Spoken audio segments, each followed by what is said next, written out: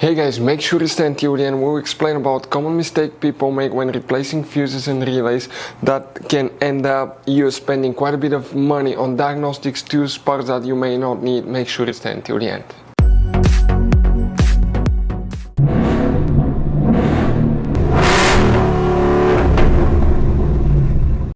Hey guys, welcome back to Free Car Repair. Thank you guys for watching and subscribing to the channel. Today will be super helpful video to any of you having Ford Explorer, that generation that you see here from year 2011 to year 2015. If you need to find where the fuses and the relays for the license plate light, also known as tag light, are located, where you can find them, where you can buy cheap parts and tools, that way do not waste money and time, all that will be covered absolutely free for your convenience. Please make sure to stay until the end.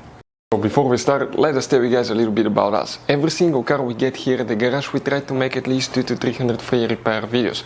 We take them completely apart. We show you how to fix engines, transmissions, engine lights, transmission lights, fuses, relays.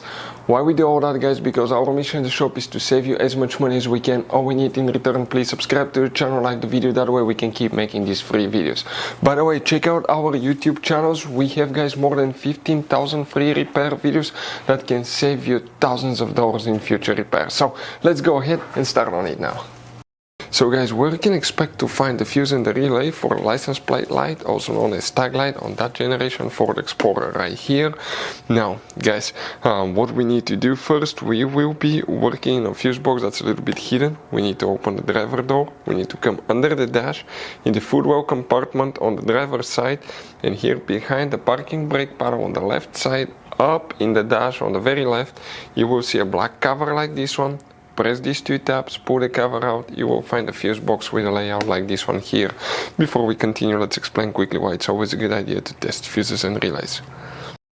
So let me explain why it's super important, guys, to test fuses. Fuses, not often you can see if they're burnt or they're good. Sometimes they may seem perfectly fine, you think it's a good fuse, you put it back in, and you end up spending money and time on parts and problems that do not exist, guys, when all you had to do, test your fuse, find out it's bad, replace it, fix your problem. So we will have a video how to test a fuse, okay, different kinds of fuses, and how to test relays, guys. We're going to put the link in the description of the video below, specifically to that video. Please check it out.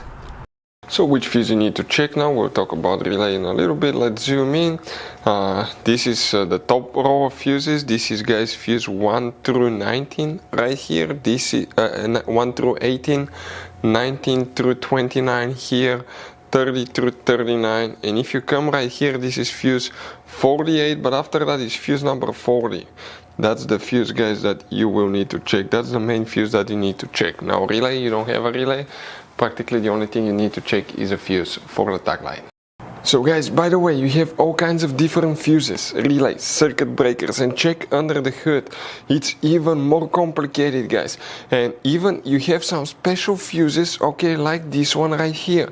One time we needed a replacement fuse, we couldn't get one, and we were stuck in the middle of nowhere because of that. We'll recommend to buy some, put them in the glove box for a peace of mind. We'll share the link in the description of the video below for your convenience, where you can get them at a good price, quick shipping, that way you do not waste money and time.